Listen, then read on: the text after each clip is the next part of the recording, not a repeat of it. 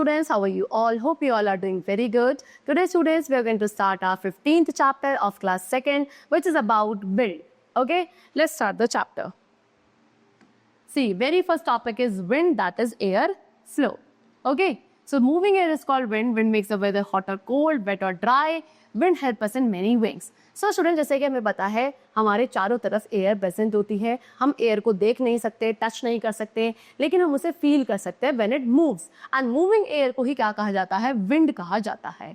Wind से ही हमारा जो वेदर है हॉट या कोल्ड हो जाता है, वेट और ड्राई हो जाता है. एंड उसके साथ साथ विंड जो है हमें बहुत सारे वेज में हेल्पफुल भी होती है.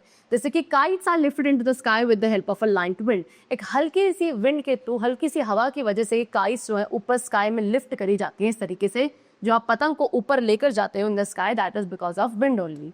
ठीक है. Wind help blades of a windmill to turn. See students, ये है विंड मिल. विंड मिल की जो ब्लेड्स हैं ये इस तरीके से टर्न यानी कि घूमती है. किसकी वजह से? विंड की वजह से ही. एंड जब ये विंड मिल क्या होता है, टर्न होता है, इसके थ्रू इलेक्ट्रिसिटी प्रोड्यूस करी जाती है. Sail of boats are pushed by winds to take them forward. Boats की जो सेल है वो विंड के थ्रू ही आगे बढ़ पाती हैं सो दैट वो आगे फॉरवर्ड जा सकें. Wind help a hot air balloon to move up. ये जो हॉट एयर बलून है ये आगे की तरफ, ऊपर की तरफ मूव अप यानी कि ऊपर की तरफ बढ़ता है. किसकी वजह से? विंड की वजह से. Wind helps an aeroplane to fly. ये एरोप्लेन जो फ्लाई करता है वो भी विंड की वजह से ही. Wind help cloth to dry. हमारे जो क्लोथ्स, कपड़े सूखते हैं वो भी किसकी वजह से? विंड की वजह से. It brings us the rainy weather. Wind की वजह से ही क्या? रेनी वेदर यानी कि बारिश का मौसम आता है. And soft moving air is called breeze. अब जो एयर सॉफ्टली, बहुत जेंटली ब्लो करती है उसको ब्रीज कहा जाता है. It is gentle.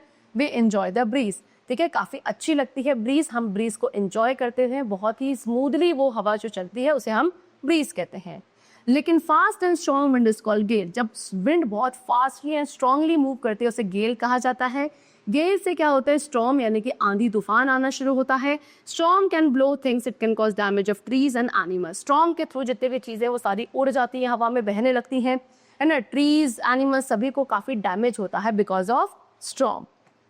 Next is wind has force. When you move against the wind direction, the wind exerts some force. It becomes difficult to move.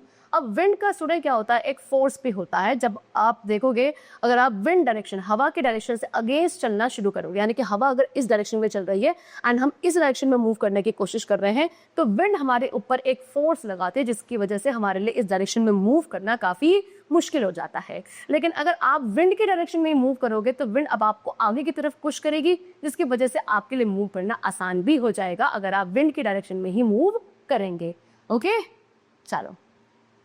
Next is wind has direction. Wind की direction भी होती है. See, take a handful of sand and shake your hand releasing the sand gradually. Observe how the sand falls to the ground moving in the direction in the wind is blowing.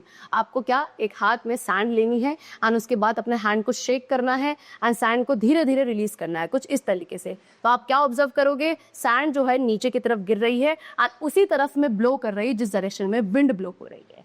Okay, next is wind has speed. Wind की speed भी होती है. Every morning body has some speed. Wind is moving air and wind moves within a certain speed. Okay, see, this is not body, should be wind. Okay, every morning wind has some speed. Wind is moving air and wind moves with a certain speed. रोज अब जब आप morning में उठते हो तो wind की कुछ ना कुछ स्पीड होती है. विंड जो है वो क्या, विंड क्या है? मूविंग एयर, चलती हुई हवा जो होती है उसी को विंड कहा जाता है. एंड विंड हमेशा किसी न किसी स्पीड के साथ मूव करती है.